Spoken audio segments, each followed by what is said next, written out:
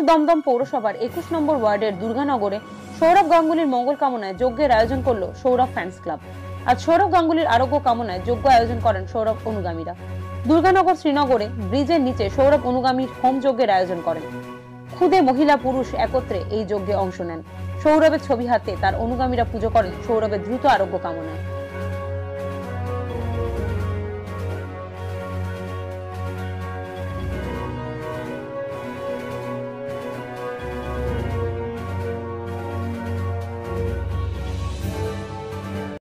आप लोगों को पता है कि सौरभ गांगुली को कल माइल्ड कार्डियक अरेस्ट हुआ था, तो उसके बाद से सौरभ गांगुली अस्पताल में है।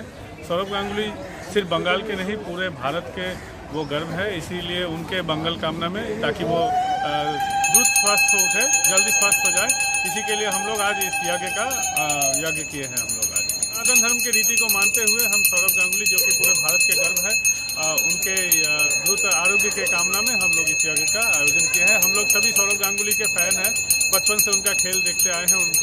उन्होंने बहुत सेंचुरी किए हैं, भारत को फाइनल तक पहुंचाए थे एक बार, तो क्योंकि वो हमारे भारत के गर्व है, इसी के लिए हम लोग ये यज्ञ का कामना करके यज्ञ का आयोजन किए हैं।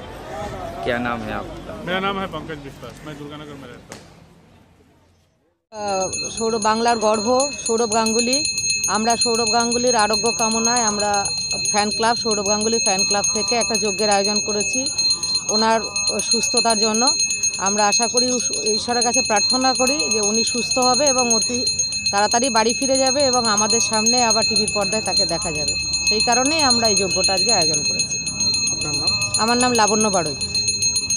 আমরা উত্তর দমদম